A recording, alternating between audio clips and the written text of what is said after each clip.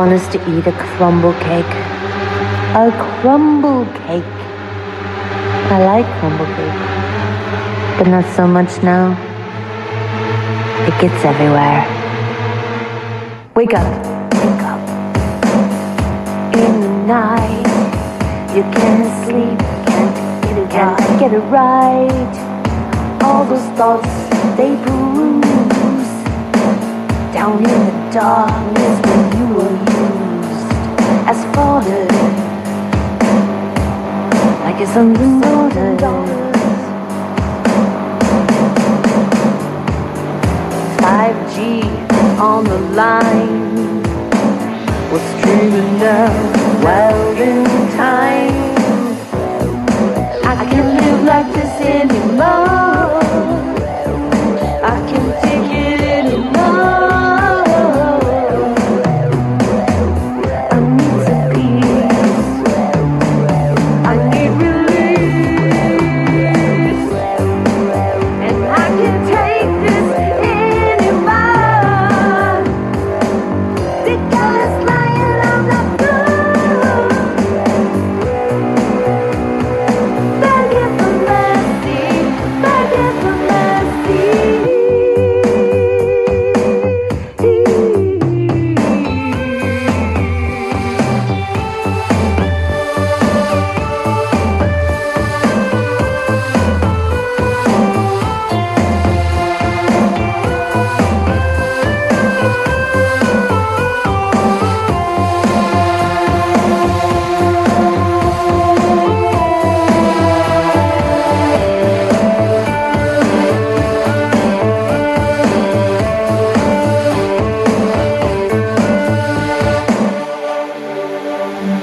But it's still a crumble cake, love. You see that, right? Still a crumble cake. Crumble cake. La la la la la la. Echo, echo, echo chamber.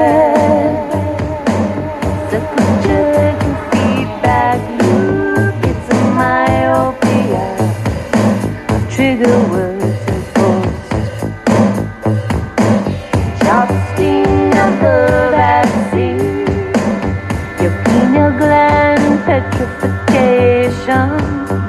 Plato's cave, monoslave. Do you get it? Do you get it now? You see that, right? I can't live like this anymore. I can't take it anymore. I need some peace. I need release.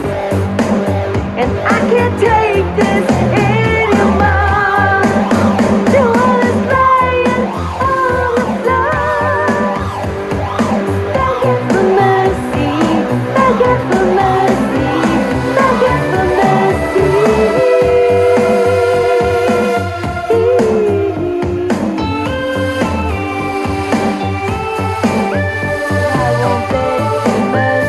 I won't beg for mercy. 'Cause we see who we are. Won't beg for mercy.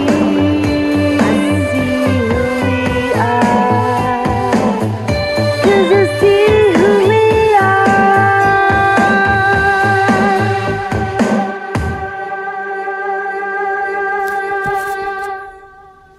Hello, everyone. Welcome to the Porthole to Justice. This is your host, Amelia Duran, and it is July 19th, or 21.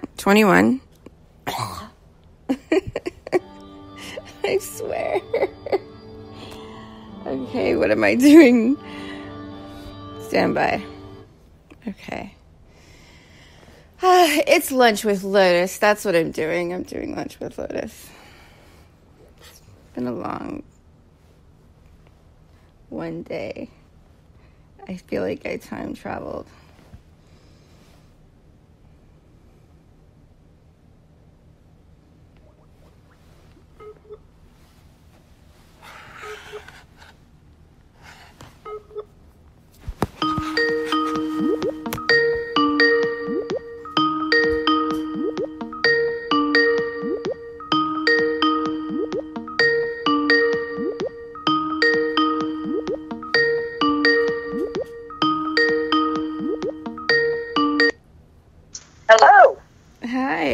calling early? A little bit, yes. Oh my God. I totally thought I was late. I think I was just saying I feel like I time traveled a little bit. Are we live or are we just talking? No, we're live. Okay. No, we're live.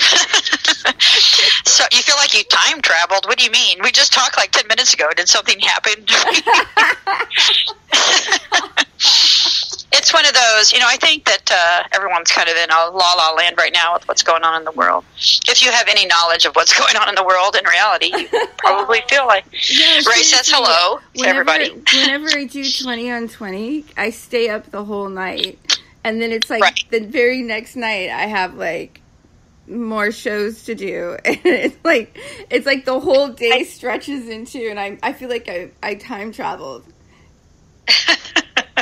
Well, time really is not relative in the greater sense of things, and it's really just there to give us a linear perception of reality because we seem to it seems to make our mind feel better. I think, yeah, but it's not. It really is. I mean, time is relative. You may have time travel. I tell you what, I know that when you get out of prison. I said this to Ray because I knew that the time you spend in prison tends to collapse, and it just kind of fades away in the background, and you keep the message, you keep the lessons of whatever you experience, but the time is you don't feel the duration. It just feels like an event, like a totality of an event, much like a death or a marriage. Even your life in perspective. When I think about my life over time, it seems like a split second, and just the way perception is. Yeah. So we have. You're conscious of that. We have perception right now. Yes. In the collective, in society, is very confused, very divided, and well, what you have is you're seeing. Let's for example talk about Whoopi Goldberg. Let's talk about Whoopi Goldberg and her. Okay, first I want to say though I really loved Whoopi Goldberg in the movie The Ghost. Ray was just talking about that. She's so good in Ghost.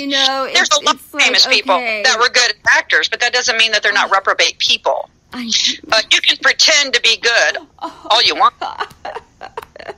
I'm just saying, these are actors. She's acting to be a good person, except when she's not, and then she exposes her true self. And us as respectful people who are not there to promote Trump, but to promote her own book. Yeah. Which, if they're not going to, and I think I made a post on Facebook about this, I find The View, I've never liked The View. I thought that the women that they have put forth are not good examples of an American woman. I think that it's a very skewed perception. I think they misrepresent the truth a lot. I would like to go back to the days of my youth when opinion-based shows had to have a counterpoint, provide equitable time, and if they didn't, they had their franchises revoked. The FCC has allowed propaganda to run amok, and that is a contrived concept. We have fascists in control, meaning we have attorneys. Attorneys are a fascist construct. They are declared the bulwark of the Communist Party in the 1950s Red Scare. They were specifically stated as being the group of people that were attempting to bring communism to the United States in the 1950s. This was during the Federal Reserve Act, folks. So the Federal Reserve Act is actually a communist construct, and that's fine. But again, we're talking about two types of communism. The way that the attorneys are promoting it now, it's really fascism. It's a singular union controlling all of your banking and all of your ability to affect commerce internationally and controlling your governments, the Treasury governments, through a multinational international criminal conspiracy. They are a criminal organization in an international scope, and they, not all of them, I'm not saying that the attorneys, that man, woman who is an attorney is a criminal. I am telling you that the bar unions are criminal organizations. Mm-hmm. And they're designed to be as such. They have always been criminal organizations, which is why in America, United States of America, which is completely not the United States, let's make that clear, but in America, we made bar union able to hold positions of trust. That's why. I have to interject. Okay, I'm sorry, but we've had some pretty profound, awareness levels of awareness growing within the New Age movement and the anti-new NWO freedom fighters and social media news network. And we're all increasingly becoming aware of this Luciferian agenda that's really starting to take shape. Right. And, alongside this pedophilia political movement. And my whole position on this is politicizing our private parts is the stupidest thing humanity has ever done. I for one, would get rid of any political movement sexualizing anything, Well, I'm going to tell you that there are no parties in a republic, first off. So that's a fact right there. That people need to understand. This is how you know that you are in a period of fascist propagandized control. We are not a democracy. We are not a mobocracy. The law defines us as a republic. If you have a political agenda being perpetuated by either party, which, as I said, there are no parties in a republic. You are either for the republic or you are not. There is no politicalization in a republic, okay?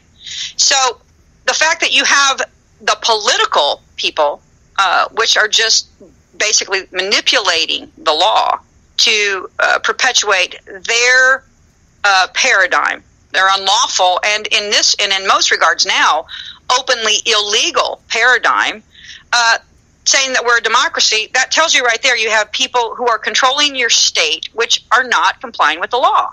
So you have two things here. Our law says you can't traffic humans, okay? And yet the prevailing legal system, which is the legal system at law under the color of law, which by all definitions is not law. It looks like law. It literally is. They're literally saying to you, we are a fiction. We look like law, but we are not the law. It's a fiction. It's what's called a fiction in law. So they're telling you, your government is operating. This is in the statutes. This is facts of law and facts of statutes, that your government is operating under the color of law. They are just when they say that, they're telling you, we are not your lawful government. Okay? You are being occupied by international banking union called the Esquires, who operate all over the world. And what they're doing is they are seizing people, including children, through civil forfeiture proceedings. Which brings me to the next topic that I want to clarify. They want people to believe that this is just happening to one race or another race, and that it's not that it's not happening to everybody, because this is what they use as a divisive card. It's happening to everybody. Okay, it's global. It's a global network. Okay. It's a movement to enslave humanity. You have to wake up.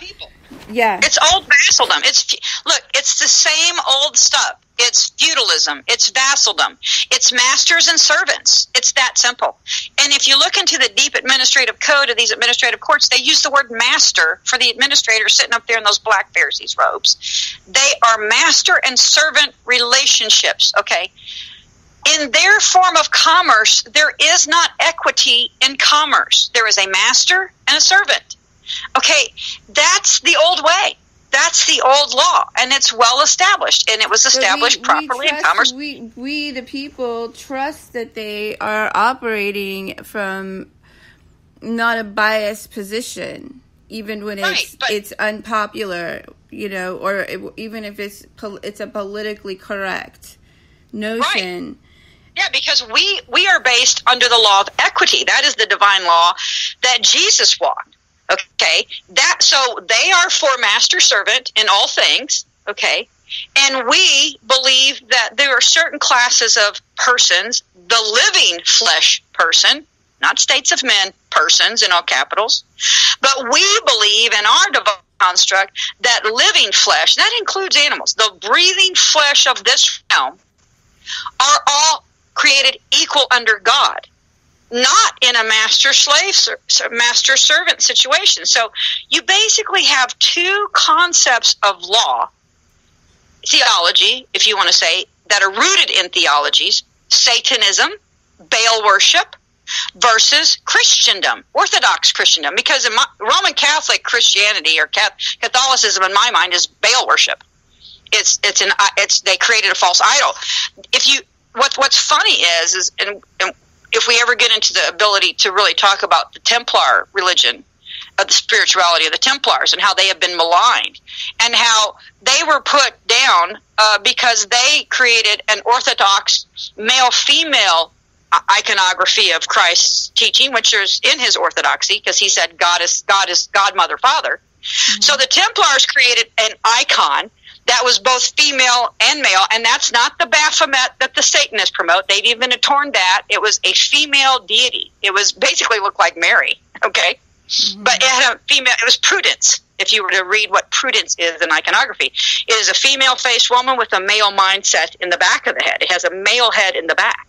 Mm-hmm. So that is the iconography of Prudence, which in our Constitution says, with prudence. I mean, prudence. Prudence is not just a word, folks. Big P is a woman in the iconography of all the male theocratic cults that we are being controlled by right now. You have men who believe that women are that women deserve respect because they are Orthodox Christians and believe in God, Mother, Father, as Jesus spoke.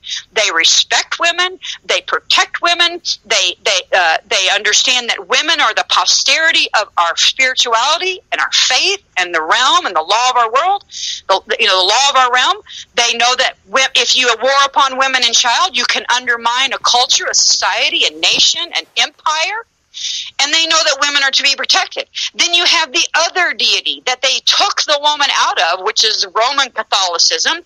All the other religions, the three prevailing faiths, Islamic faith, the, quote, Jewish faiths, they all subjugate women.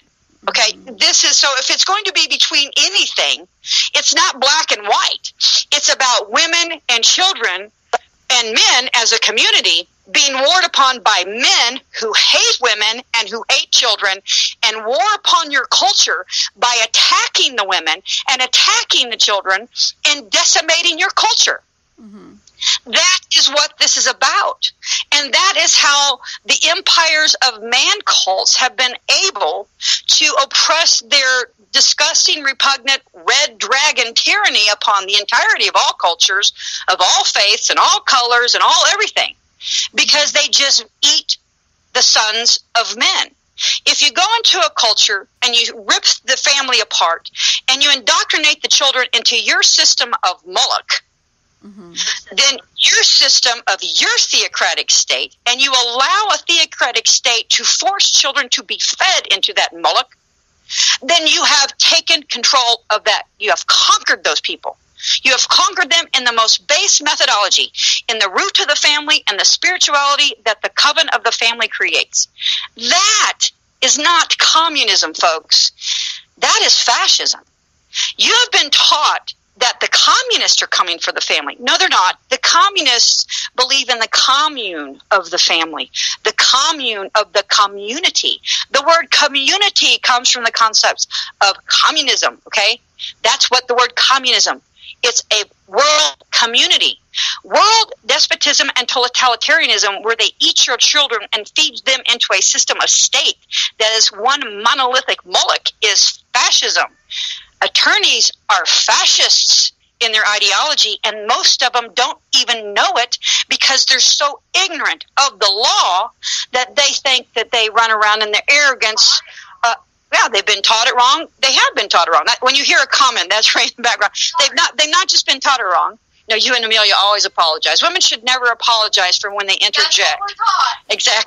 Exactly. So, these people are not just taught it wrong. When you teach and reprobate ways and say, hey, did you know that you can do this? And we call it at law. A reprobate will run with it.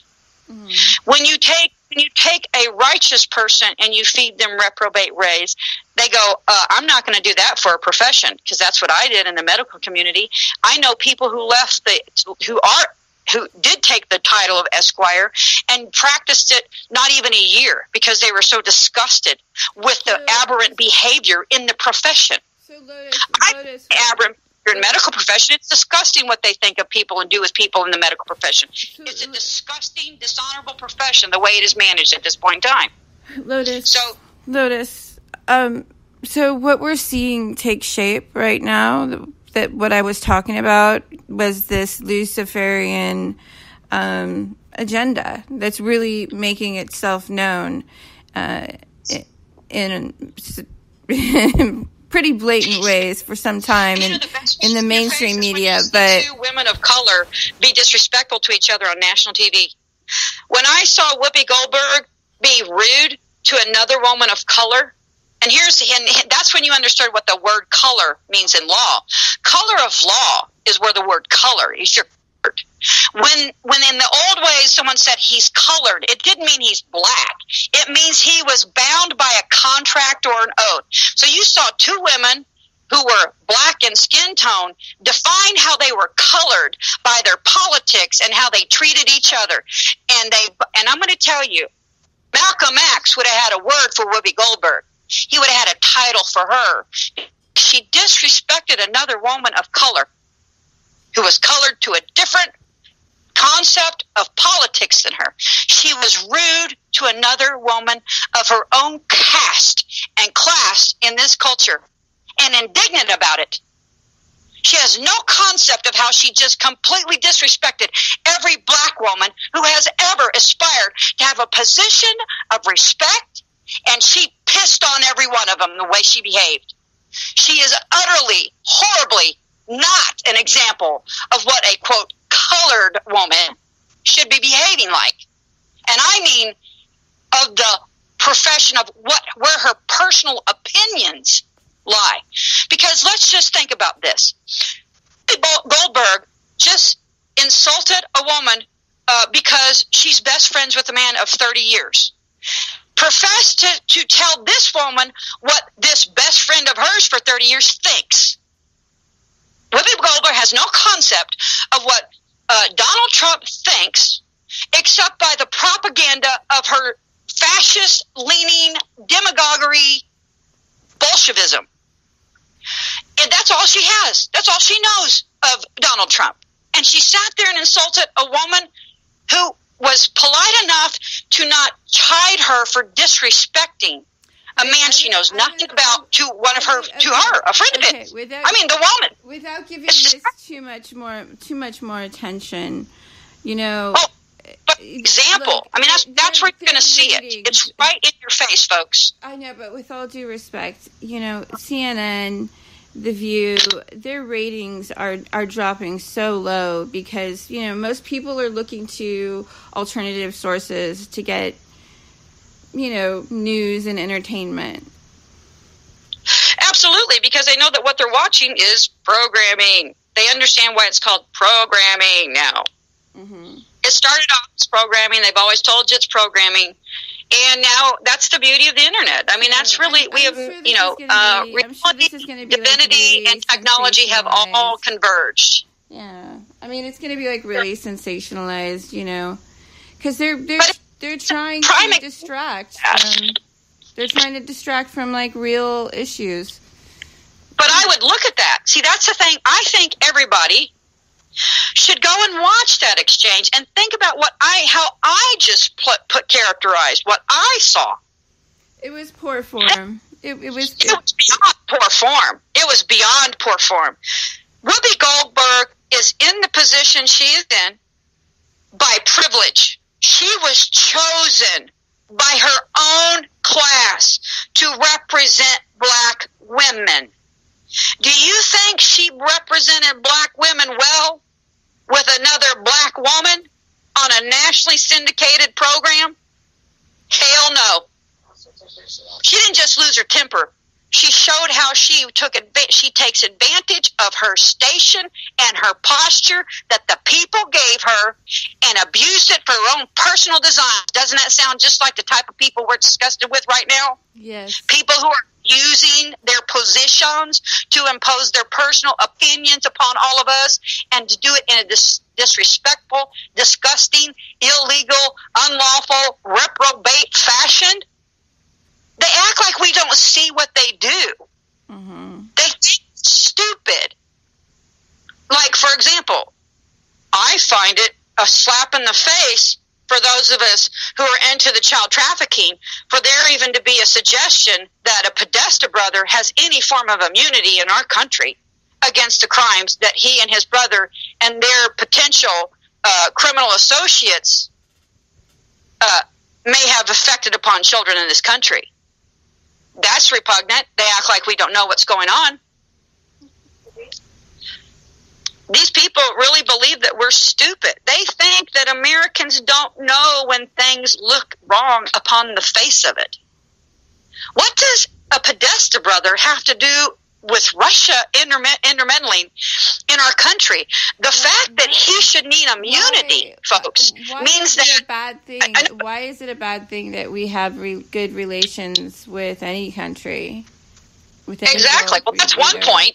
And hold on, Obama said the Cold War was over. Gosh, it sounds like the Democratic Party, who just had a president that declared it over 20 years ago, is now trying to recreate a Cold War. Doesn't it?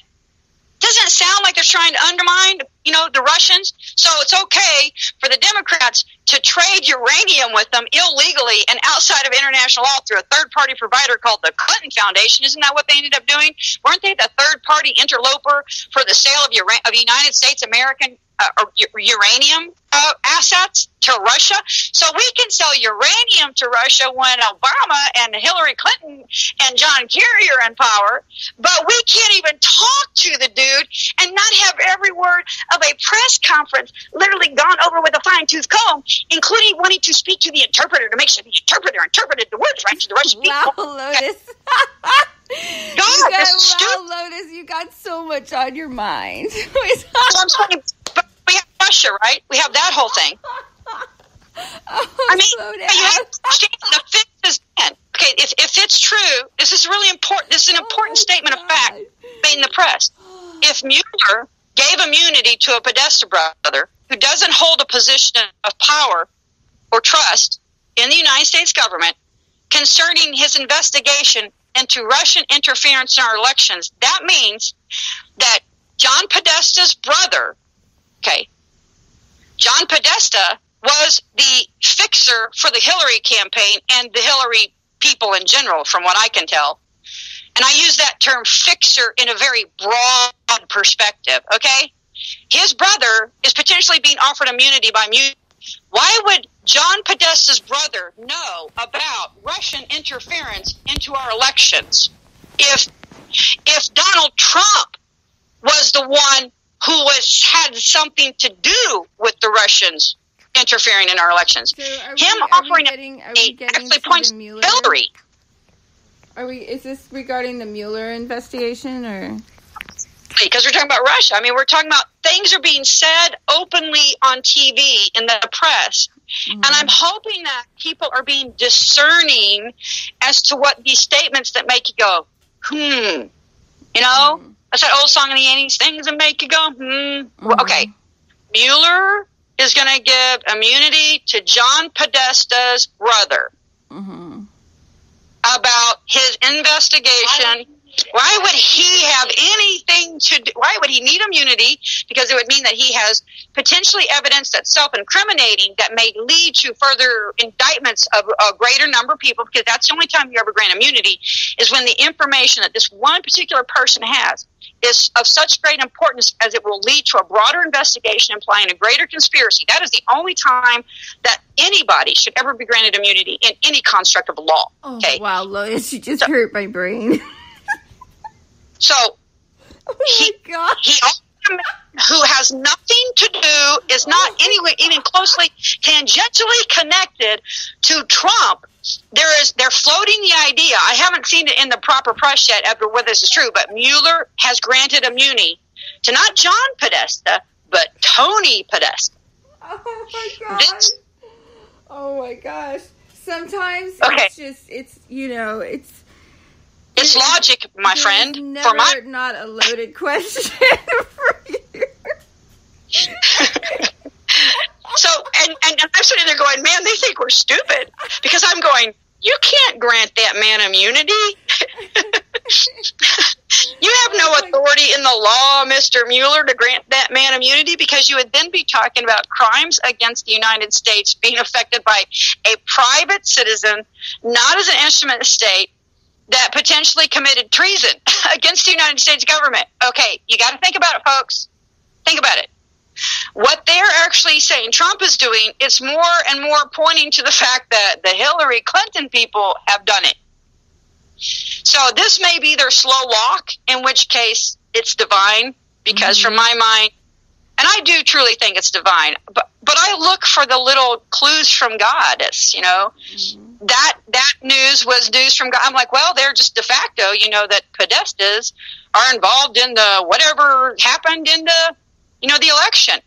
So you just took a step towards Hillary's personal, private, core group of people that ran her life, folks, her life when she was running for president, and probably for the last 10 or 15 years as Secretary of State. Her immediate support staff are now directly connected to family members connected to the Mueller investigation into Russian interference in our elections. That's what that says. To me, as learned in the law, that's where my mind goes as prosecutorial. Explain, Lotus, explain really quickly to the listeners what Pacer and Justia.com is. Well, Pacer is a privately ran for-profit corporation that is run by the Administrative Courts of the United States, which is the Article III courts. And you can, it is their court docketing system, which is it is private. You have to apply to it. You have to provide certain requirements. You have to provide a residential address. I do not. I used P.O. Box. It just takes longer. You have to. They send you a letter, and you then get on and confirm that you did get the letter.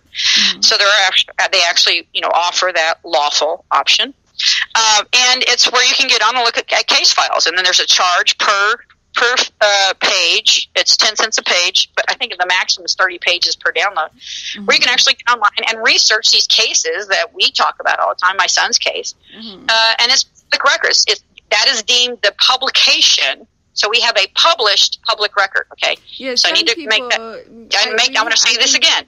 We have a published public record. So the public record of the Article III courts are being published through the commercial construct of the PACER systems that is owned and operated by the Article III courts under the Administrative Courts of the United States.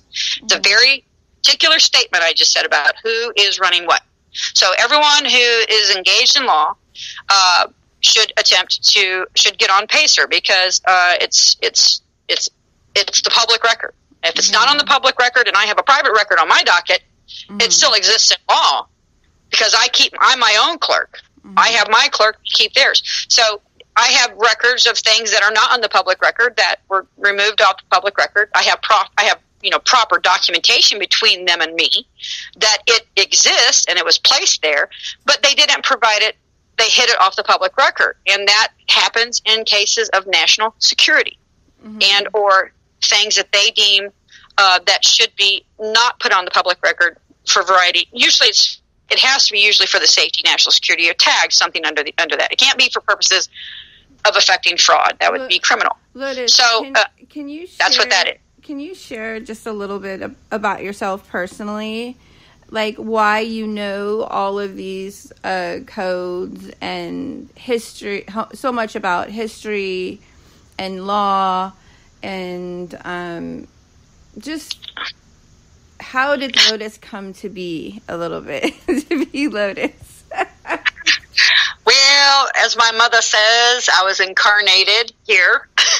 I don't think of my own. I think I was made to come here by coercive force of friends. That's what I think. I did not want to come here. But I don't even know. I literally say that because we just talked about this time thing. It's like, what are the totality of you? The closest thing I can think about when someone asks me that question is if you've ever read the movie Slaughterhouse-Five, or read the book, Slaughterhouse-Five. And then there's a movie too, but if you've read the book Slaughterhouse-Five, imagine reading that whole book and compressing all of his, flipping in time, Billy Pilgrim kind of construct in 1 second. Like, so when you ask me where I come from, I go, oh my gosh, it's the totality of all that I am. It's all these memories. And the funny thing about my mind, I have a great mind. I have a fabulous mind. I was given a very wonderful brain, very durable, wonderful flesh, but then my flesh comes from a lineage of people that knew all this. I believe a lot of it's intuitively blood memory. I was born under special circumstances of birth when it to blood memory. My mother, during my sister's birth, my sister was what's called placenta preva, which means the placenta preceded the baby in the birth canal. And so when my mother started to give birth, they both started to bleed to death. And then the placenta was actually blocking my sister. So basically, they were bleeding to death. So in the middle of the birth, and my mother began to die, and my sister began to die, and they started pumping blood in her before they could get her prepped, because it was a normal, back then, cesareans were not the standard, folks. You went to the hospital and you gave natural birth. So she's in natural birth. They're in just the normal pediatricians there, and my mom and dad are there, and boom, the placenta ruptures, and they both start hemorrhaging profusely immediately upon labor. And they have to go find the one guy in the county that is an anesthesiologist, and the dude had been drinking because it was his night off, right? So the dude had to sober up before he could put my mother under anesthetic to have my sister by cesarean, which was dangerous even at that time in the 60s, and the odds were not for either of them. But in the time period that they found the anesthesiologist and he was able to sober up and perform a proper cesarean, do his job in the surgery, my mother was given 6 whole pint. They basically transfused her completely. Mm-hmm. And so I was born and ruminated in that blood that she still now has mixed connective tissue disorder diseases because of. So she was back then, they just dumped whole blood in her, right? So she was given 8 or 6 different people's complete different blood types. Like the whole totality of what they were, mm-hmm. of their blood went into her body. And if you believe in blood memory, which I do believe, I believe in genetic memory, and mm-hmm. blood contains the DNA and the stem cells of everything that you are from the history of your family. I mean, this is my biologist in me. So my sister, from that exchange, they both survived. My sister, from just the quick exchange of the blood transfusions across the placenta that was hemorrhaging, she developed what's called urticaria pigmentosa, which is a mast cell disease. Just from that brief moment. And so because placentas are actually filters for the child that only allow certain things in, and so in that rush in the first birth, and the mother's and the baby's blood truly only can purely mix is during pregnancy and emergencies. So my sister got a little bit of my mom's pure blood, right, which was now at this time full of all these other people's stuff, mm-hmm. and she developed a special disease and has little tumors on her where mast cells formed, a couple of them, and it's caused her a bit of problems. So just that second, so my mom has lived with this. This is an area of medicine that they're just now starting to investigate, mm-hmm. which is the genetic let's say, the biological manifestations of diseases by mixing genetics, and or the beauty of the blood. People don't understand how babies are created, when the spark of God happens. I understand that. I know that. It's amazing. It's the mother's stem cell. They are now understanding that a baby is actually made when the mother's body gets the knowledge that a egg has been fertilized. The body goes and gets one of the mother's stem cells from her bone marrow and sends it to the egg. And the baby's first division is programmed by that stem cell. Born? Yes, that's the God. So the stem cell from the mother controls the formation of the baby. I mean, so I was born. I was created. My baby was created in my mom's blood, which at that time was my sister and I are only, I think, 15 months apart. So 7 months mixed. So she was sick as a dog from having 6 other people's DNA stem cells dumped into her after traumatic surgery. And then, but apparently, as my mother says, I was my dad's birthday present. It's like I was coinciding with my conception was one of their birthdays, and my incarnation was the other one's birthday. So I was both their birthday presents within a year. Wow, you hurt my brain. And so, and I was born in the soup of. I had my dad's DNA, my mom's DNA, probably still a little bit of my sister's DNA because of that, and then 6 other strangers' DNA floating around, and that was what my body. Oh my gosh, had encyclopedia. So my body has that encyclopedic blood memory of all those people. TMI. That's where I come from. That's how I've discerned, because it's just there. I read it and it connects, and I know where to look. It's amazing how I'll just go somewhere and you're like, boom, there it is, right?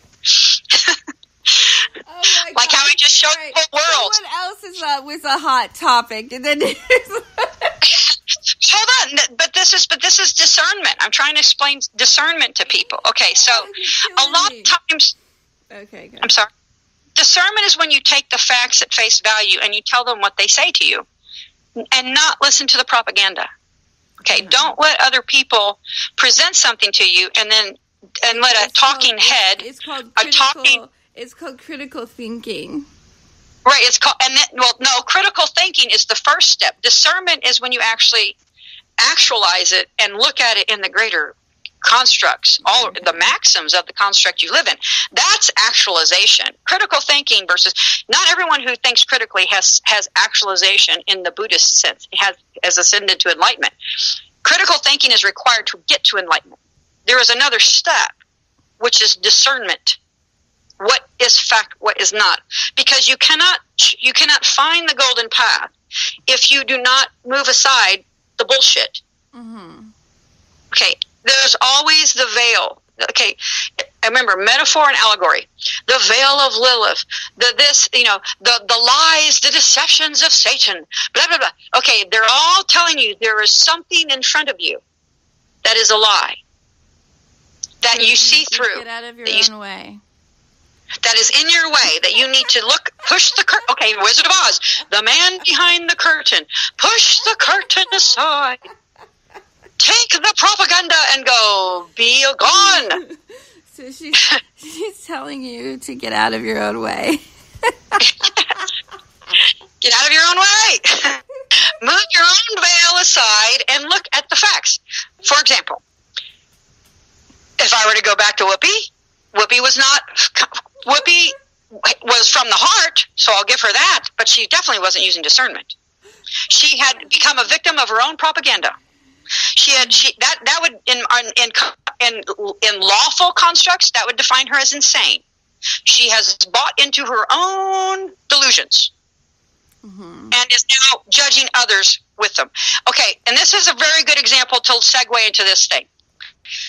They are now promoting, and this is very important, and let me make this a full argument before questions, and then we can open it up.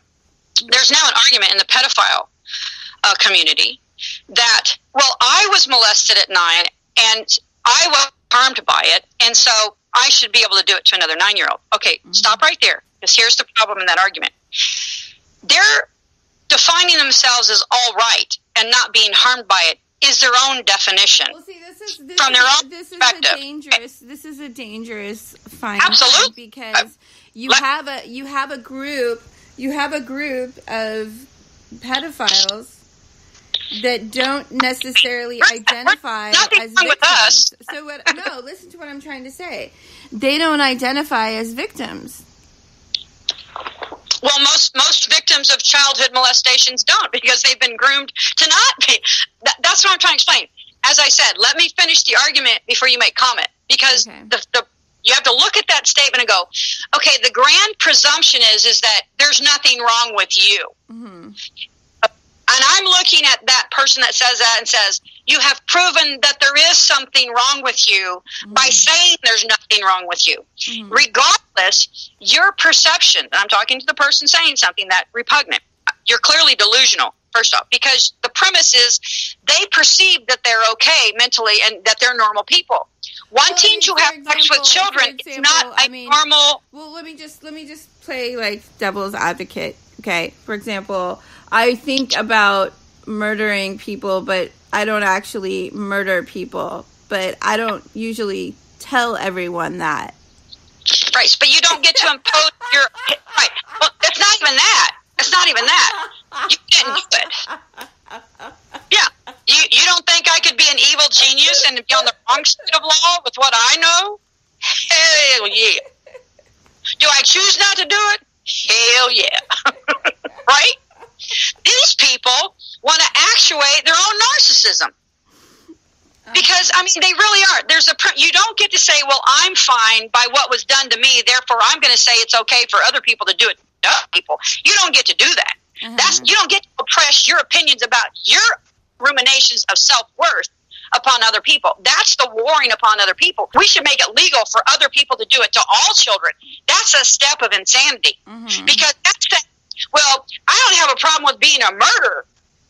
I mean, like, the logic of I'm going to define myself by what was oppressed upon me as that's okay. Mm-hmm. So if I survive something, then it must be made legal. That's repugnant. That's like saying, well, I was raped and I didn't have a problem with it. Mm-hmm. So let's extend this to women. So now if a 14-year-old woman goes, well, I was raped at 14 and I don't have a problem. I think we should be able to rape girls down to 14.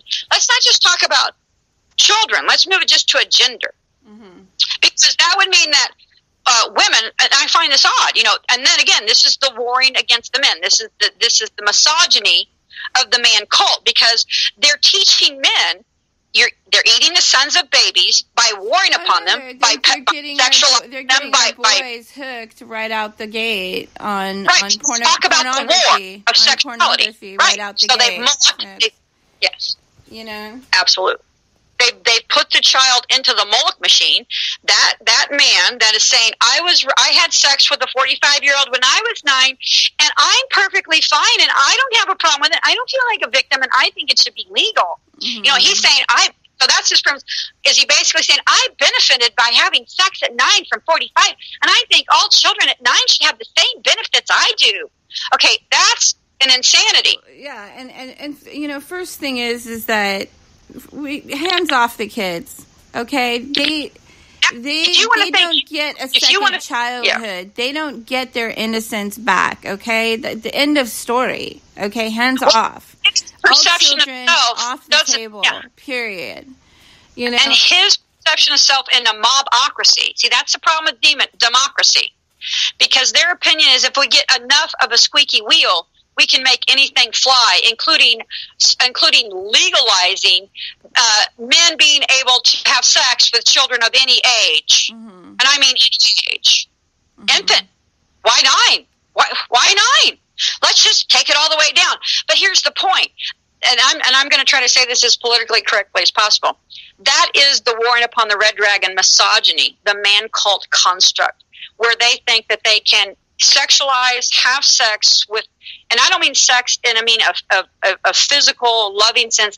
I mean sex as an art of war and indoctrination that has been the bane because these types of men war upon women in even in its children. Because I'm going to tell you, a preponderance of, if not I'm going to say 99% of the people saying this about pedophilia are homosexual men.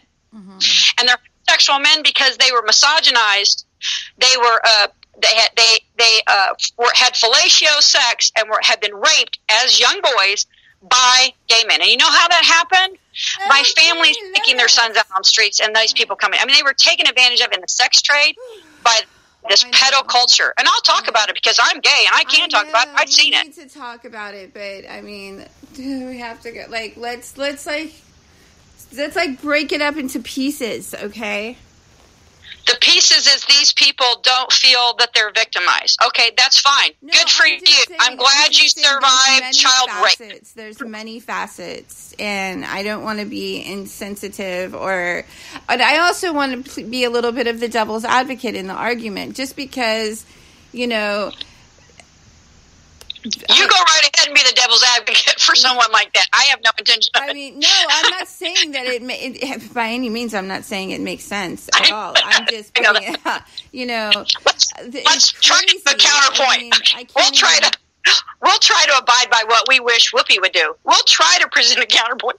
That's what I'm saying. I mean, there's ways. That's what I'm saying. There's ways of putting out a difference of an opinion or argument without, like... Okay, let's talk about the psychology of it. Then, okay, let's put it this way. That type of man cult mentality means I need to create a reality where what I've used to self-actualize must be the reality, so I'm comfortable. Because, see, if we actually say, no, you can't, it's not proper, morally or legally or lawfully, to have sex with the child until they're 14, then that guy that was raped at 9, who has oppressed his crimes against him because he was a child and he has not been able to deal with it, will have to realize that society actually deemed what was done to him to be wrong. And then he's a victim. So it's them trying to oppress their self-actualization on other people. That is unlawful war. You don't get to harm me, violate the public peace, or violate the public trust with your personal constructs of self. Self-dumb says you don't have that right. You want to live that lie yourself? You go ahead, brother. Be delusional in all you do. That's what the law says, as long as you don't harm me, don't violate the public peace, or violate the public trust. And again, let's add their pillar, and you operate in equitable contract. So take a personal inventory. If you're operating from service of self, then there you go. You're done. You're done in the law. And if you're doing that and oppressing children, societies, abusing your office, see, that's the point of the seat. The responsibility in a republic is not to groups of demagogues who promote democracy. You can have democracies within your own little groups of people that y'all agree with. You can go have corporations, you can go have little communities, you can do whatever you want on a commercial setting or just in a social setting of organization. Those organizations may not do the same thing, harm other people, disturb public peace, disturb the public trust. When your democracies start to harm people, disturb the public peace, or disturb the public trust, you become criminal organizations. It's that simple. It's really that simple. So these groups of Republican Party members and Democratic Party members, I don't care what party you belong to, because those are just merely two sides of the same coin of the fascism of the American bar unions and the United States bar union controls. The bar members, half of them say, we're going to be Republicans, and then they go, we're going to be Democrats. You know that in the state of Ohio, whenever I was doing politics here, the head of the Republican Party became the head of the Democratic Party. I'm not kidding you. I'm a blue dog. I'm from blue dog Democrat country, where you are a liberal, true liberal Democrat, and you believe in not disturbing the public peace, not disturbing the public trust, and all men are equal and do no harm to others, because they're Orthodox Christians who believe in living peaceably. So when, these people saying that I'm a liberal, no, they're not. They're fascists. They're Bolsheviks. They're promoting violence. Mm-hmm. Maxine Waters, a Bolshevik. If she'd like to sue me for saying that about her, I welcome that case. Oh, geez. Tell her. Let's not go there. Please. I'll give her my P.O. box. Just have her people. Have your people contact me. You're killing me today, Lotus. Bolshevism. The people in position of authority promote violence against a select people. She's on fire. But if you're sitting there promoting violence against an opposing political opponent, and you're sitting in an elected seat of a state agency, she is an elected agent of the color of law that actually promoted violence against an opposing political party. That's called Bolshevism. She should have been arrested for sedition and for inciting violence among the people. She is a criminal under the law. That's a fact. Mm-hmm. That's prima facie. That's in a video. Uh-huh. I don't have to argue it. The law says thus. Here's the video of her doing it. Lotus. She's guilty. I want to come back to this. I don't really follow the alien, the sci-fi world, the whole David, what is it? David Wilcock, New Age. Yeah, I don't really do that, but there was something that occurred with Gaia TV where there was a resignation letter that was made public. Right. And, the argument was that basically Gaia had become a religious program that was promoting Luciferianism. And he didn't want to be associated with that. And that in his contract it said that, he didn't have to identify with any, as his content to any specific religion or something like that, to that effect. Well, why didn't he stay in Gaia and promote the antithesis? Uh-huh. I mean, really, that's my opinion. Okay, and this is, there's a couple things there. It's all about allegory and metaphor. So these people are just getting it out of the stories of aliens. Whitney Strauber is an author, and he wrote. I'm just talking about in law. In law, that argument alone. If in your contract it says that you don't have to. Well, if he feels that I would have made him fire me for not violating the contract. You know what I'm saying? I would have stood my ground if I believed in a construct and wanted the truth to be out. It makes no sense to abandon ship. Uh-huh. What's he going to do now? Now he has no voice and he has no control in the matter. So abandonment, in my mind, is not in my mind proper, unless you're going to die. And you're like, okay, I'm not going to sacrifice my life for my children. But if he truly cared about the program, what Gaia stood for, been there. I mean, I would have thought he would have more power within the instrument than out. Finding a different platform, and stuff like that. So that's what I think about stuff like that. And I even take that down to even people migrating because of strife. I have a problem with the world, and this is something that never happens in America. Americans would never migrate anywhere. If you warred upon our land, we would stay here until everyone has died. We would not go. Let's all run to Canada. Yeah, we wouldn't do that. No, I think we're focusing on the wrong issue. I think we should be focusing on what is everybody running from? Well, that's what I'm trying. I mean, that's kind of the point here. And so, okay, again, we're talking about perception and discernment. There's an author, Whitley Strauber, who wrote Communion. He also wrote a book called Majestic. They are both Majestic is classified as a autobiographical factual book. Communion is supposed to be a scientific, actually I think that's supposed to be 100% accurate too, but it's his interpretation of his abductions as an alien. Well, if you get some more espresso, Lotus, keep talking.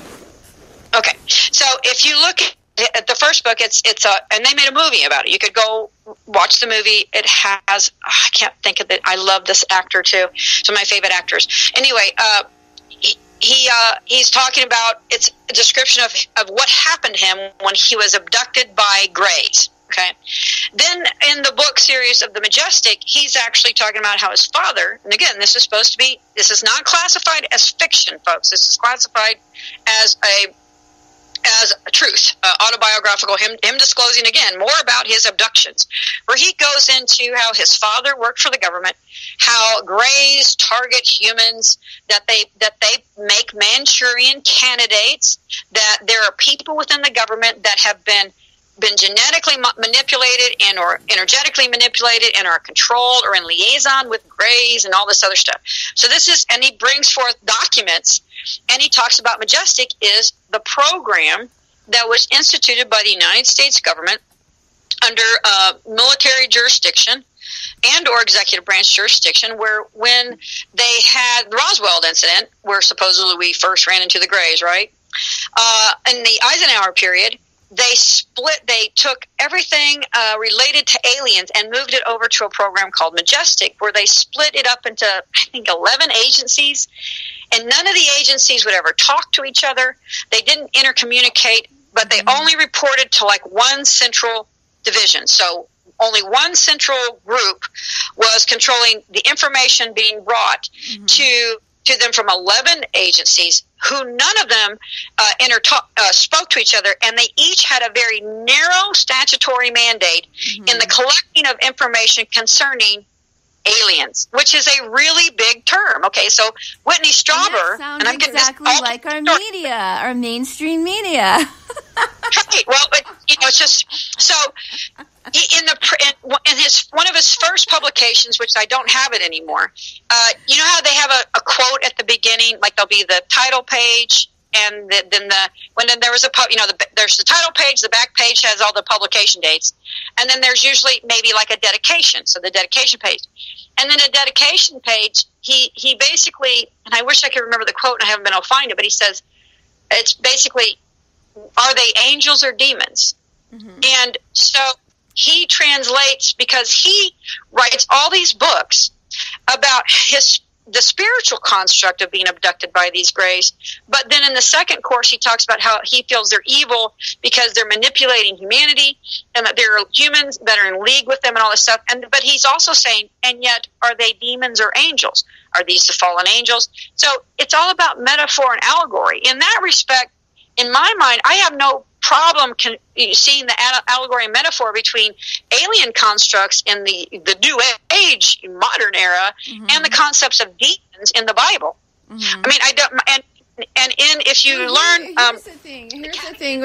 I feel like they've really sort of hijacked this term divine into the new age, and could you define divine, like this orange is divine, or like well, I know what it meant in the 80s. Okay. What's divine? Hold on. Let me say this about the last part about demons versus angels, okay, or aliens. Is that if you learn the Catechism and you learn the old Orthodox Christendom, before it came Catholicism, let's say, they teach you that the demons are transdimensional entities. These are demons are transdimensional spiritual entities that can manifest in this reality in a variety of ways, pursuant to when they occupy your flesh and take you over, okay, all the way to the manifestation of actual physical presence in our reality. Now, if you want to look at those people as aliens from Saturn or whatever, okay, that's still my eschatology. Lotus, if you will, just entertain me, okay? So let's talk about the definition of divine versus. Well, tell tell you what, we always see it in hindsight as humans. Unless, of course, okay, I would say several things are divine. All things in nature are divine. And I think that... so anything organic that was originated from our Creator is divine. It's divine. And that includes, and this is hard for people, that even includes evil and what we consider unjust and bad things. Aristotle talks about these things, about humanity having issues when it comes to natural law versus man-made law. I think that Aristotle, when I read Aristotle, I kind of get the impression that he felt that men brought man-made law in because they wanted to try to explain what they perceived as things that were unjust. Okay? Thus the word we're to give justice. Okay? We're not just supposed to exercise the law. Courts of law, big L, divine law, actually execute justice, but they're supposed to execute justice in a divine construct. What is the natural? What is and perpetuates our existence as men and sentient, enlightened people in civil societies? That's law is what we must do to be. Okay, if we want to be in this realm, we have to live within the grant that God gave us to exist. Mm-hmm. Okay. We will die out. And God gives us the free will to destroy ourselves. So God gave us the grant, Goddess gave us the grant of free will to control where we walk in this heaven. And we can choose to walk to hell and live there and dwell there if we choose. Mm-hmm. Or we can choose to live in nirvana. We also can choose to live in the in-between, in hypostasis, the spirit incarnate in flesh, and enjoy the beauties of the flesh in heaven, in a physical heaven. I have a copy of the most wonderful book. It is a original, I think it's like a really old copy of The People's Plato. The people and it's really frail, and the cover is like eroding away. It's the most fascinating book. I wish I could share it with you. Well, when I come to visit sometime in your little place where you dwell. The funny thing about Plato is I read Plato in college, and I really didn't agree with a lot of Plato. And I was taught. I went and actually investigated Plato because I was in med school at the time, and. So I started reading the Greeks again. I had read them as a child, but not to that depth. I knew about, my parents were in college when I was a child, so I learned about mythology. But I read Plato and didn't like it. And then I got older. I love Aristotle. Aristotle makes way more sense to me, but Aristotle believes in natural divine law. And then I believe in Kantian theory too, but Plato is definitely agreed. Yeah. I think what I find fascinates me is it kind of intertwines the quantum or the energetic level a little bit more, like intertwines the spiritual in a sense. Right, and in that way, that's the thing about if you believe, I accept that everything we do, every word we say, every breath we take is a divine act. Mm-hmm. Because we were created in the image of God, Goddess, and we were given the grant. We were given the grant and the will to manifest our own realm. We were given the ability by our Creator to make where we are right now anything we want it to be. Mm-hmm. Okay. And we can make a self-perpetuating system that is in harmony with the natural setting around us, the animals, the birds, the bees, the air that we breathe, the breath of the earth. For example, now they're saying that the whole center of the earth is made out of big, gigantic volume of crystals, diamonds. Oh, I wonder how much harmonic energy, all that refractive energy in those crystals is making. I wonder if that's why the earth has a Schumann frequency, a hum that we can't hear. But the birds can hear it. Oh my gosh. Okay. So we're sitting on a geode. We swell around on a geode. I know. Okay. Oh, that's awesome. I need more espresso already. Dang it. Yeah, Isn't it funny? Don't you feel like you have a spiritual hangover? And then my mind goes, "Pah!" on you on Saturdays. See, there you have it. Oh my gosh, I have such a spiritual hangover. You know, these 20 on 20s that I do with them on the Zeph Report every month, it's like the blowback now. It's draining. It's drained you to really manifest. Oh man. Yeah. It does. And I want to give some kudos. You know how you do props to people all the time? I'm going to give some props to a group of people that most of the world don't even know exist. They're called the contemplatives. And they are a special sect of the Catholic Church, which I believe actually embody the true meaning of the orthodoxy of Christ, in that these women, some of them are nuns, some of them are not. Some of them are ex-nuns, but they volunteer to do this, and they actually volunteer to pray for the salvation of humanity, specifically, and to be guided into a good space, you know, that's good for the children. It's like they actually contemplate and pray for our good nature and our goodness to manifest and to save us. Mm-hmm. And they do this in masses of untold numbers all over the world. And they've done this for generations. And I truly believe that that group of covened women who have volunteered to use their spiritual wealth, because it takes energy. You know that when you give your spiritual wealth to the world, you're giving of self. You really can feel that energy when you're doing it right being pulled from you. Mm-hmm. Because we're little energy creating fields. We're running around. We're just, fast moving light, really. And we're making our little energy fields, and we give it away. And in that, when we give it in a positive manner, that the world, the existence, the energy of what is, will use it in that good fashion. Mm-hmm. And so what we really need people to do more than anything in this time of discernment is to pray for good things to be for the salvation. Because I think that these women have given us so much salvation that they can never be credited with. And they're a secret order, so we don't even know who they are. We would never know who they are. Mm-hmm. And there's thousands of women, tens of thousands, who have prayed contemplatively every day for all of us to just live well. Isn't that isn't that what the Spirit of Christ was? I mean, that's wonderful. So shout out to the contemplatives. It'll probably be the only time in history they'll ever get it, but these are the type of women that I honor when I think Christendom. It's always an enlightening lunch with Lotus, It's all this weird stuff.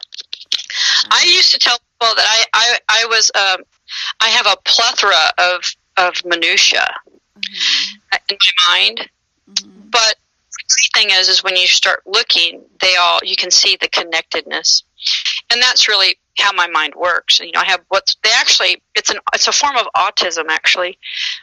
It's a 4-dimensional mind, and so it's actually a form of it's on the spectrum of autism, and a highly functioning autistic.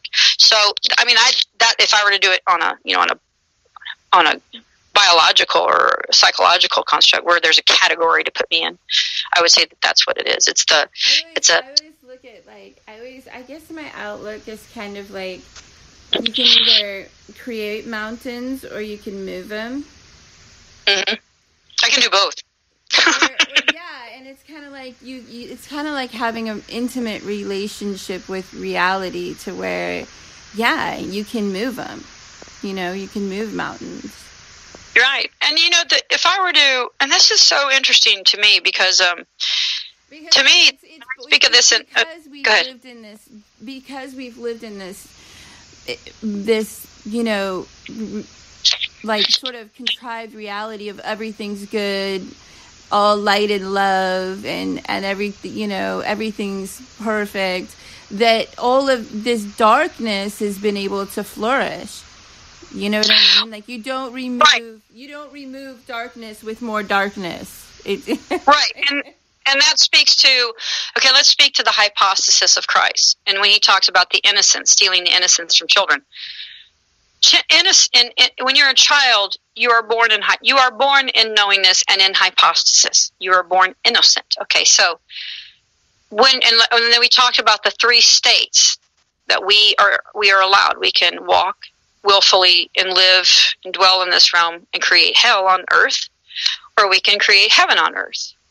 And there's a spiritual heaven, and then there is the trapped in the flesh hell, and that we are supposed to walk in the middle in hypostasis, living in the flesh, living spiritually in the flesh. Okay, so if we're born in that state, when you take a child and you harm them, you push them into hell. And that's not your right. People are not allowed to push people into hell. States are not allowed to push people into hell. We are not supposed to be producing states that create an impoverished class by design. That is pushing a class into hell. That's illegal. Oh, it's unlawful. And I assure you it's illegal in that respect, because it perpetuates an iniquity. So, and I've said this in public, and I say it in interviews, that contracts created and constructed in iniquity shall not be sustained under the law. They are not lawful. Unequitable contracts are not lawful. So if I push another person out of their hypostasis and in their divinity that they were given by God, by affronting, assaulting, oppressing, enslaving, stealing, depriving, anything bad to a child, it is a crime by the law. Children are supposed to be allowed in a lawful civil society, if you want to put the word civil into that, to thrive and be cared and loved and nurtured. And I'm not talking about this, I don't know if I'm a boy or a girl stuff, okay? I get the argument, but there is biological differences that children must conceive, because they must understand the flesh. The flesh limits them. We can go on that in a different argument. Understanding transgenderism, I can speak to that personally if anyone ever wants to have that discussion with me. I understand the concept of not having gender identities oppressed upon you, but back in the day, they put, dresses on girls. They don't put dresses on little girls anymore, folks, okay? And that's a social setting. But we're talking about taking children and making them slaves to a state where they are defined by their birth to be poor, the product of a drug addict, product of a Mexican, whatever. However you want to classify people in your democracy. You can classify people in your democracy all you want, but they're still all equal under the law. And that is what has been missing from the fascist construct, because they're just the classifiers. They're the people that go into these occupied states where some of them have been made occupied by actual war. Some of them have been infiltrated by banking coups, such as the United States of America. And they've taken over everybody's banks because they're the people who administrate who is in control of the equity in the title of the Pope as the Vicar of Christ. They have defined for thousands of years who gets access to their jubilee, their equity in Christ. We're really literally talking about that. This is what the argument of the law is. That's the fourth crown, folks. The fourth crown is the law that controls that construct now. And it says children cannot be forcibly made to be engaged in contracts with you as a man or in your states of men to be anything until at least 14. And that includes being a seizable commodity as a civil forfeiture. Did you see the meme I put out on that? Mm-hmm. No. I mean, if about the in-rem actions, civil forfeitures, folks, are when the state seizes. I did. I'm sorry. I did. Seizes your property. Yeah, it's been a long day. You're going to go to sleep as soon as we're done, aren't you? You know it. Oh my gosh. Do you feel like you're in college again? Like, have a test tomorrow. For those of you, oh my gosh, that was the one thing. When I think of of college, I think about like those horrible study sessions. I had to take a nap in between the Right. shows, at least. So I had to sacrifice TGIF. Thank God it's Friday radio show because I had to take a nap, but I'll be back to my regular programming next week. Well, you just need to take a spiritual regeneration. It really does spiritually drain you. You're not just feeling like the fatigue of not sleeping. It really is a spiritually draining construct, and it should be. I mean, it really is when you do it right. So good for you. And but in return, you will get a bounce, and it'll rejoice. You'll feel energized by it too. But everyone, no matter, we could leave it with this. So I would say that what everyone should try to do, because we were trying to we had decided we were going to talk about trying to lead the people to how to have more discernment. And like, for example, look at facts. Look at an announcement that Mueller is offering immunity to the brother of Hillary's campaign manager. You know what I'm saying? Like, Russian investigation. And instead of listening to spin of it. Also look at the fact that, Russia has its own monetary system. And it has its own oil. Yeah. And I love if Putin really said this, that there are a lot of people trying to keep us from being friends. And you know why? Because, and I will later this, we talk about divine. Okay, there's this prophet, supposedly, called Nostradamus.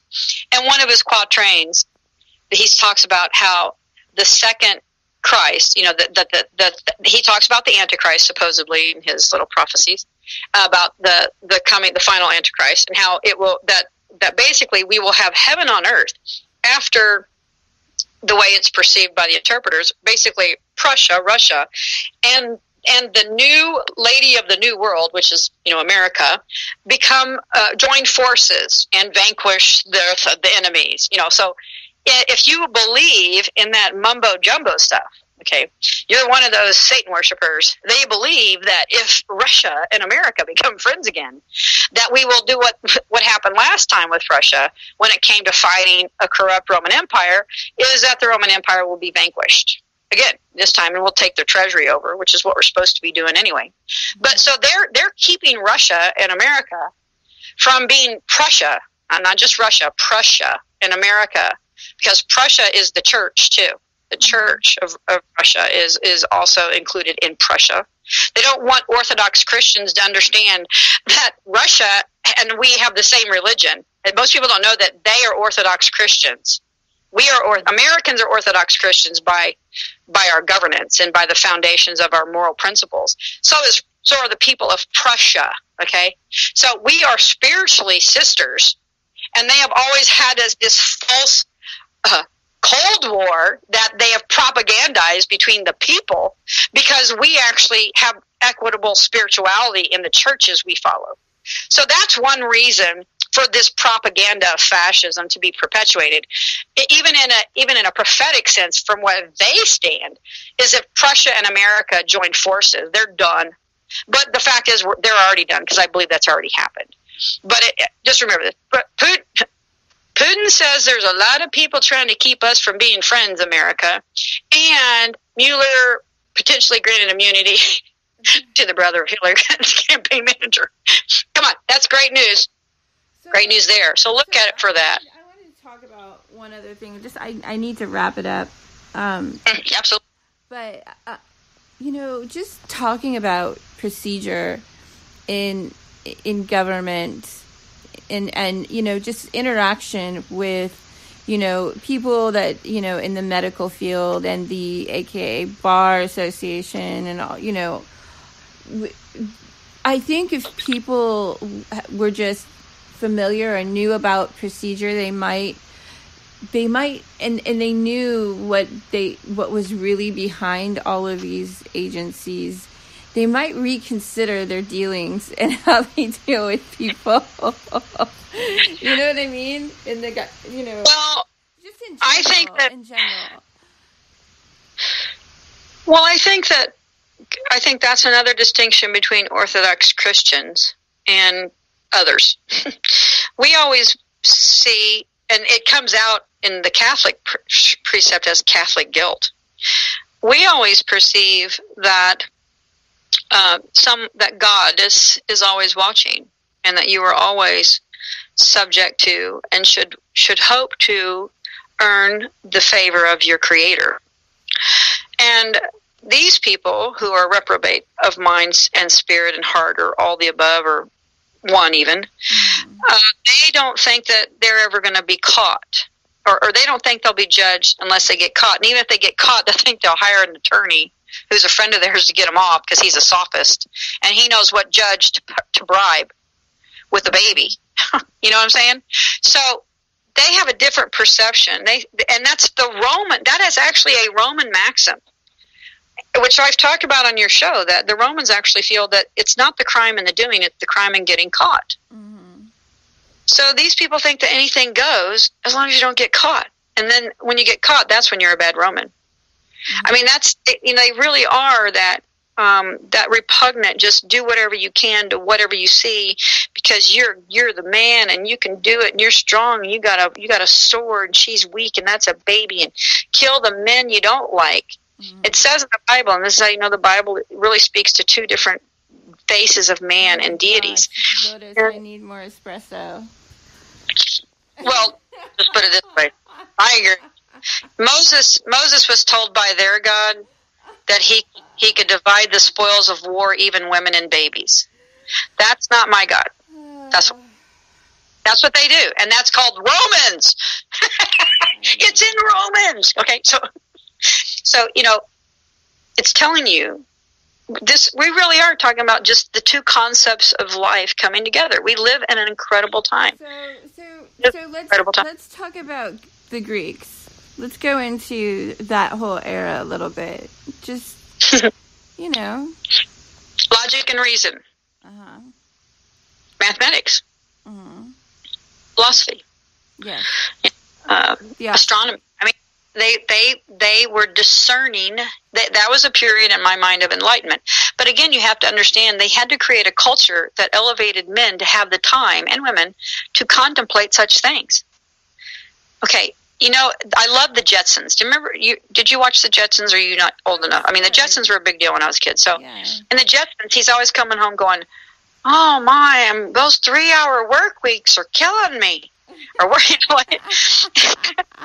and so the concept of the Jetsons was we were going to live in the clouds, we were going to fly cars, and we were only going to have to work 3 hours. And going to have a computer in their house. And we're going to have a computer, and Rosie's going to make us dinner. Our clothes, we never even have to, we can, you know what I'm saying? We could be bop, all by ourselves over there with our, and we're going to have all this great stuff. Mm-hmm. And we're going to, with our heads in the clouds, and we only have to work 3 hours a week. Okay, none of that has manifested. Mm-hmm.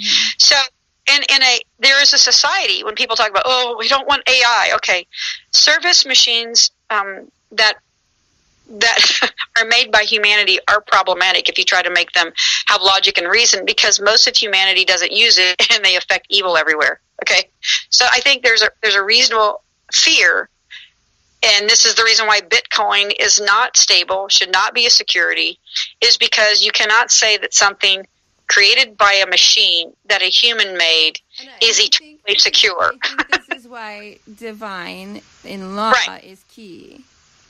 Right, because men are prone to make errors, and that's the beauty.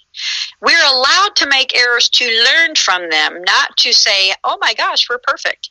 We are never perfect in our nature. And that's okay. We were made to be able, you can't have free will if you can't make wrong choices, folks. Okay, so, and again, this is a logical, reasonable argument. If we are given free will, it must be okay for us to make mistakes in our Creator's eyes. And therefore, there's a purpose to those, right? Mm-hmm. The purpose of those mistakes is to use our enlightened logic and reason and make a better one till we find the path that our Creator set us upon. That's the gift, because there's supposed to be, the way I've always seen it is at the end of this realm or my existence or whatever, I'm going to get this beautiful reward, and it will be like an unspoken thing that I'll say, oh, thanks God, thanks for that. It's just, I'm like, now I know what you're saying, dude. It's that kind of gift. It's not like, oh, I get a big golden crown. It's a gift of knowingness. It's a gift of learning place and self. It's that. It's an intuitive knowingness. Knowing that I'm here and it's all divine. That, I mean, I get depressed. I feel like I have energy weapons on me all the time. I have ringing in my ears constantly. I know I have laid in my bed and felt as though a heat shield just waved across my body and felt an intense sense of dread. And I went, I think I've read about this, And I go and read about when you get those, when they triangulate on you and try to zoom bad energy on you with these supposedly energy beams and these Gwen towers. I'm going to tell you, folks, I felt it. And that's when I go, is that all you got? God gave me more than that. It's usually right after I do a really good show or something, like, or I do 20 on 20 or, right? It's like, whip up. But I mean, the whiplash. It's the energy. You got to realize you got this whole, you got God behind you. Like truly, you have existence behind you. We're all doing what no matter what Mueller does, no matter what Hillary does, no matter what Trump does, no matter what I do, no matter what you do, God is going to have her way. It's going to be what God wants it to be. And God's eternal. So if we don't get it right this time, the world will cleanse itself. It will become a barren wasteland. It will lay low in our concept for millennium, and we will rise up from the mud again and play this groundhog existence over and over and over and over until we all consciously get it right. Yeah. Wow. Well, you know what, Lotus, on that note, what a world. It's a beautiful place we live in. And we can make it so much more beautiful if we could just get rid of these people who are clearly insane because they think that it's can have horrible things done to you at 9 and it's not a victimization. I feel sorry for those young men. I always have. I know many. And they're all gay. Wow. Yeah. They all have bad self-esteem issues.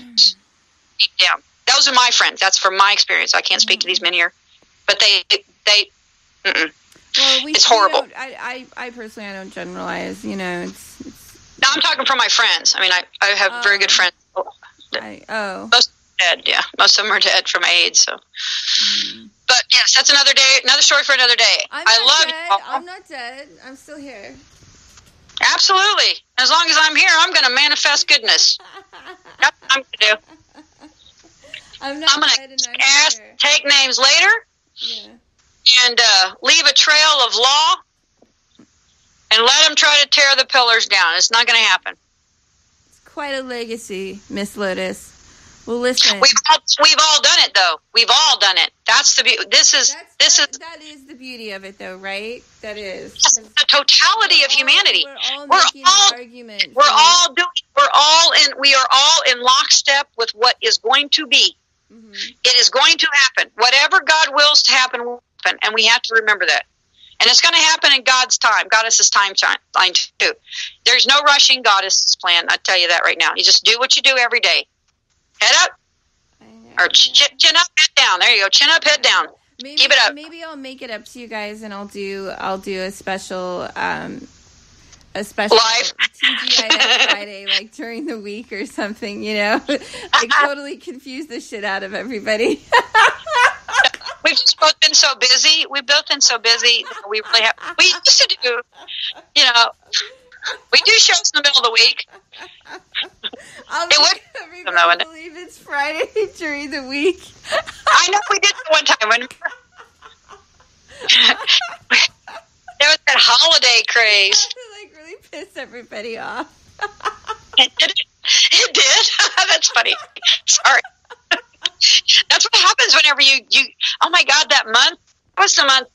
That was right after we gotten back from laying Clay's claim in D.C. So that was crazy. Oh my gosh, people have no idea. If we had like a live TV show? Where they follow you around in your life. I can't even think what they're called, but a reality TV show. People would have no idea Like I do as much in one day as a lot of people do in a week, just because of the way my mind is and what we do, like, managing, juggling life and career. I mean, our lives are crazy, and we keep it up because we're determined and we're perseverant and we love our son and we want him home and we want all this. People like marvel at how much I can produce and put out in one day. When you're driven, this is why I've always, because I actually run businesses too. I've hired people, I've managed people, and I tell people, I don't want you working me if you don't love your life and love what you do, because I'm more productive, because I know that when you love what you do, your productivity time is nothing. Yeah. Like you're so much more productive. And that's the beauty of humanity too. I mean, if everyone loves what they're doing, lawful manner, the community just thrives. I mean, it's bounty everywhere because everyone's happy. And that's what we're supposed to be striving, is that everyone grows up to be in a happy, healthy place. And we shouldn't be pushing our children into hell through systems of statism and Moloch and repugnant malfeasance of men occupying instruments of state, because we're just gonna cycle in misery. Everything's kind of like being inverted to an extreme level. Yes, we are about to swing back. The pendulum is about to swing. It's right in our face, folks. And we're at that, when you look at the yin yang sign and there's the dot of black and the white, and the dot of white and the black, we're at that dot, we're at that, we're getting ready to do that. It's a wave, people. And we just went through what is like on an energetic level, I guess, called the dark night of the soul. So right. We're getting ready to be reborn or Well, that last moon phase, that wiped me out. Intense. This was the storm. So why? Hold on. Think about this. I think I was making fun of somebody. It's my wife. We had an eclipse during a new moon, which means it was a black eclipse. You have to think about, it was not during when the moon's, it was during the new moon when it's black to us. And that's like, an eclipse of nothingness, but it meant more than anything, because it was like a dark eclipse. You know what I'm saying? We're 70% water, human beings. Okay. The moon affects the ocean. So if you don't believe the moon doesn't affect us spiritually, Well, from everything greater to smaller, if molecules have an effect on other molecules, if the Earth is a molecule of hydrogen, or the moon is an ion, a molecule of hydrogen, and the Earth is a molecule of water, then they have an affinity for each other and are attracted to each other and affect each other. And if the solar system is a molecule of, let's say, I don't know, name any composition of any compound, it has multiple ions and protons floating around in this nucleus. If that is a solar system, then it has an affinity for the greater universe. It's called torsion theory. In other words, everybody just put your little your military helmet on and just weather the storm, and you'll come out on top.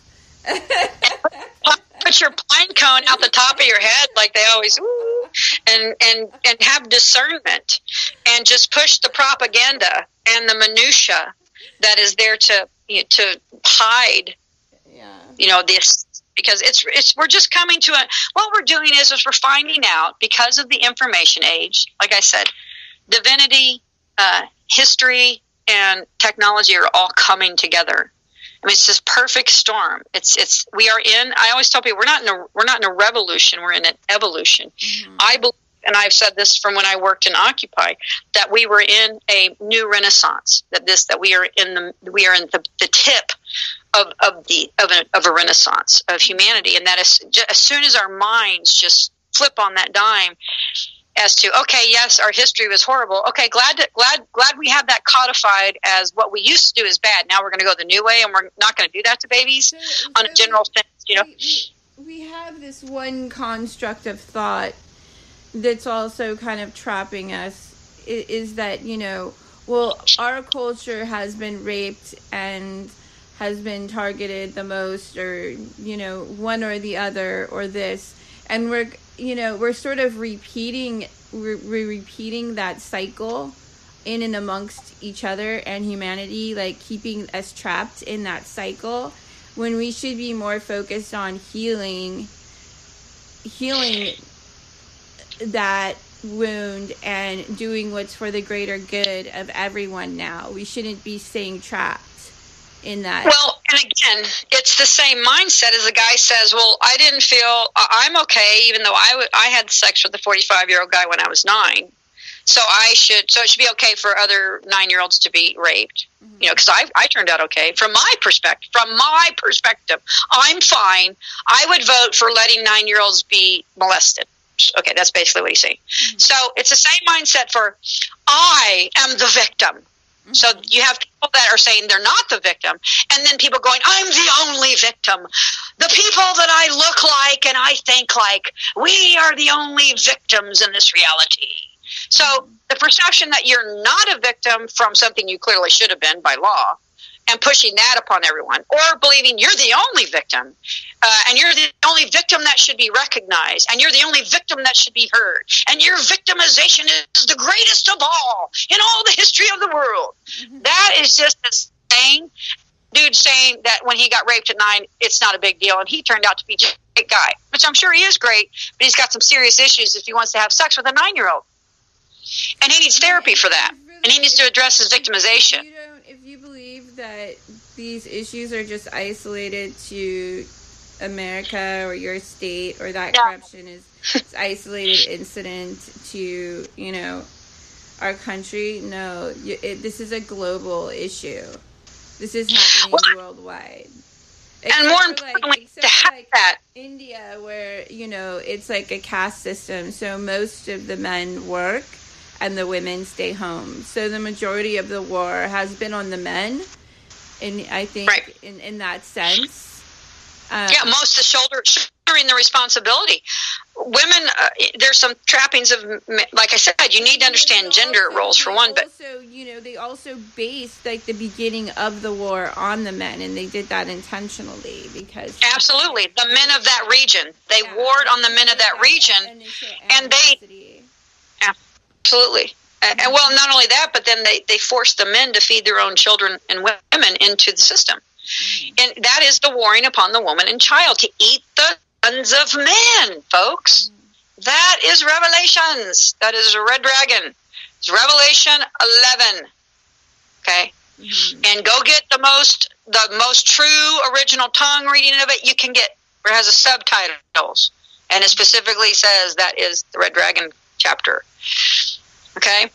It's systems of state, of heart instruments, if I were to grab all the Gnosticism, created by Thea, that have no heart and eat the sons of men with no feeling. That's fine. That's called neutrality. And in those systems of state, if they're neutral, they're equity. It's the reprobate men in those neutral instruments that are the evil. The men doing the warring that are the red dragon cult. Mm-hmm. And the women now. There are women warring. We're seeing the women starting their reprobate wars right in front of our eyes. We go back to what we just saw between Judge Janine and Whoopi Goldberg. That's what I'm saying. It's right now women are warring against women, mm-hmm. promoting each, and they both think they're right. Mm-hmm. But one behaved properly and one did not. One came with comity, amity, and respect, at least for the conversation, and the other one wanted to debase, demean, and judge. So Whoopi lost that one in law. Mm-hmm. She lost. So, and that's what I'm saying. I was like, wow, turning point in American history. Turning point in life. Mm-hmm. I just saw 2 women of color. And I think that I would think, and I don't mean to insult Judge Janine. She doesn't perceive herself as a woman of color, because it's kind of like going back to Roseanne Barr. She's like, I didn't know it was a racist thing because I didn't know that blank was white, was black. She's Lebanese. Judge Janine is Lebanese, I believe. Oh, okay. I'm just saying. I really admire the quality. I think when I think of really eloquent powerful speaker. Who was it that portrayed? I know this is really awful, but right now I'm having one of those tired farts. Yeah, brain farts. Sidney Poitier portrayed him in a movie. It's like not Martin Luther King. Look Who's Coming to Dinner. What movie was it? He always played wonderful. He was an activist. You know who? Yes. Oh, you know who I'm trying to say? Everybody knows his name. What was he an act? I get your point. But yes, it does have to do with respect. I mean, no, I'm just saying I love his style, like his style of debate. It's so attractive. But you have to also think about the racism of the acceptance of that. This is really funny because if you look at the movies, we're really lambasting Hollywood and stuff, but it has done a great service also to the Americana culture because it helped us morph into accepting certain things which were not able to see because of the Moloch we'd been dropped into. And that was Sidney Poitier as a black man in black and white movies. And what carried him, it's like his he enunciated perfectly. He had wonderful linguistics. He behaved in a gentlemanly fashion. And the only thing you could say about him was, I don't believe it because he's a black man. You could say Sidney Poitier portrayed and behaved as a gentleman in what he did, and very reasoned and logical, well-mannered, and he was neat and clean. And so what Sidney Poitier did, as he was given the ability to represent the black man, is he did it so perfectly that they couldn't argue with anything he did except that he was a black man, and then the wall of racism would have to fall because there's no argument there. See, so that's what Hollywood is supposed to do. Now they're trying to perpetuate pedophilia as a means of programming. And so when I think of like, portraying myself in a manner like someone that I would admire, like the way that he carried himself, I really admired the way he carried himself. Absolutely. He seemed, but I think that he carried the weight of his responsibility to represent the black man, that he didn't piss it away like Whoopi Goldberg just did. You understand what I'm saying? I mean, that's what I'm saying that's what saddened me the most about what I saw. I was very saddened by that's the feeling I got the most. That's the overwhelming thing.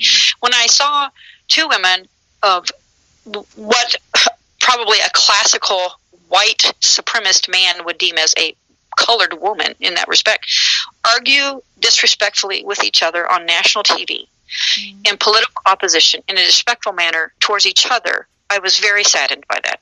Yeah. Well, they warred upon each other. So you had two women. I saw women warring upon each other, and that's what's been relegated to men thus far, to what I just saw. Men and women. It's men on men, men to women. But I have yet to see, even with Ann Coulter. Ann Coulter. I don't necessarily agree with everything Ann Coulter says. In fact, when Ann Coulter, many years ago, Ann Coulter would say things I was offended by, but yet a lot of what she said has come to be true. So yes, she's an offensive woman. Even in watching Ann Coulter on I can't think of the Bill Maher show. She's like the classic, even watching news reporter, right? Right. Yeah, she's a white, very, very Republican, pure Republican political commentator. And she'd be on Bill Maher's show, and she would say these things, and she'd be like, he would bring her on because, Bill Maher is incredibly leaning left with his, I believe that he's Jewish, so he's got a lot of, liberal left-leaning friends on there, and then he'd have her on there. And she would say the most outrageous things, such as, when they asked her, who's the number one Republican candidate? And she said Donald Trump, and the whole world just exploded into laughter. Well, guess what? Ann Coulter was right. And so, even in watching Ann Coulter spar with people on Bill Maher and in political arenas, I have never seen two women go at it and seen a woman be so disrespectful to another woman. You're ruthless, Lotus. You're ruthless. Oh, my God. I'm sorry. I haven't. I thought it was really rude. It was rude. From just can you be? Wait, why you gotta be so rude to a sister, baby? Right. You could. I'm gonna pull the chick card on this one. She was rude to another sister. Yeah. She should be shamed. She should be shunned. Yeah, it was poor form. It was bad. Yeah. And no women should be doing that. that's a very good point. Women are supposed to be pulling together right now, not fighting against each other. Particularly if we're talking about children. If you have women fighting amongst themselves, how are you going to protect a child? Well, just as individual, as people, when we lose it like that, we lose our cool. We give away our power. Yeah, and you just really fracture the system because she just made it look okay to do that. Yeah. That's I mean, what she just, that is worse in my mind than Roseanne mouthing off. She's very, look, she's very brave because look who she did it to. Yeah, right. I was like, being this not the sister you want to do that to. That's what I thought. I was like, ooh, that was a big mistake, Whoopi. Uh-huh. She's a street fighter. And actually, I don't think that I don't even know her first name because she goes by Judge Neen in her, press. But I don't think that she came from like wealth. I mean, I think she's kind of a self-made woman. I don't think that nothing was handed to her. Like I said, I just don't respect. I expect men to be rude to women. I mean, I really do. It's part of the misogynistic culture, the ingrained misogyny of the system of where we come from, which we come from histories of oppressive militaristic misogyny, not in the monarchies, in like the Roman Empire kind of stuff, in the wars and stuff, very misogynistic. I expect men to be rude to women. I don't expect Christian men to be rude to women. And so when I see a man be rude to a woman, I know he's not a Christian because you just don't do that. Well, I'm not saying women are always right, but you got to protect. It's about protecting the lesser. Your job's protection, and not to. So when I see women warring with other women, I know we have a problem, and that's when you have a divisive nature. She didn't just pick any woman. Well, I agree with that. She picked a woman that in the white man world. Okay, so in the white man world, she's basically you do realize that the quote that she is supposed to have called her is a house inward behind the scenes. She supposedly Whoopi Goldberg, and we'll find out this is true, called Judge Dean a house inward. Lotus, this is the thing though. This is exactly what the mainstream media wants. They're dying to hold on to their they're losing all of their listeners or their watchers. So they're showing themselves to just be incredulous people. They just want attention, so we're giving it to them. And look, 5 seconds. I don't have friends that treat people like Whoopi treat people. I wouldn't have a friend that behaved that way. What's more interesting is that a legitimate corporation, Gaia TV, is being accused of operating as a religious. I believe it. I mean, potentially fraudulently as a religious corporation. Zoroastrianism is Satanism. I mean, Zoroastrianism is rooted in Satanism. I mean, that's a weighty allegation. If you think about it. If you search Zoroastrianism, you will find it is Satanism. If you're a corporation and you're operating under a certain, I don't know, UCC. And then you're also operating as a religious corporation. Isn't there something like? He's suing them. Like I said, I would make them fire me. He's saying they were creating. I don't know. I don't know, but isn't that kind of like Hold on. Is he saying that he felt that he was living, that the Satanists were creating a hostile Satanistic work environment? I mean, like, yes, that's what he's saying. That's horrible. Were they like, get out of here, Bob? I mean, like, what were they doing? He said there was a feeling of something like crushing the souls of people that work there. Well, you are talking about transdimensional. Okay. Hello. Christ went over to hell and brought back souls. Lucifer went into hell. Lucifer opened the gates of hell. You were talking about demons being transdimensional beings. It is potentially possible, folks, that Christ was an enlightened transdimensional angel who had the ability to walk back and forth, and he's like, hey, let's let the gates of hell open, because not everybody that's over there deserves to be there, because they were taken there by Lucifer, and they've all been defrauded, and they're all innocent, sex 1 or 2, right?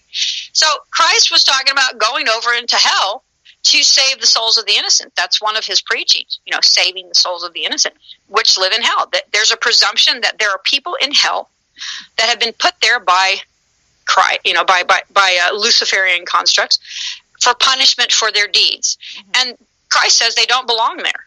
Okay? Doesn't that kind of sound like what we're saying about the way the state is oppressing our children and the prisoners? You have to look at the allegory and the metaphor of that hell is potentially the metaphor of states of men oppressing their unjust tyranny. You have to look at the metaphors here, folks. He also established a trust and a bar of law. So there's all metaphor here. We're going to walk the law, and it's all going to be fine. It's divine. Yes, ma'am. It's been another mind-bending trip. But I have to cut it. I have to cut it short because my boy is calling me. Next time, let's have donuts beforehand. Okay, all right, you got it. You need food. Well, thank everyone for listening. If they are, right? Guys, discernment, folks. Yes. Verily, verily, the head is the finger, the heart is the eye. Remember that. Oh wow. Head is the finger, the heart is the eye. Oh no. That is from the Gospel of Thomas and the Gnostic texts, as words from Christ. Oh, man. Okay. Have a good one, everyone. Namaste. I love you all. Repentance into lifestyle. Everybody, thank you for tuning into the Porthole to Justice. This has been another episode of Lunch with Lotus. You can subscribe to my show for free on Spreaker.com and get live email updates. And let's see, I'm on Twitter, Instagram, and I'm more interactive on Facebook. But yeah, Thanks for tuning in.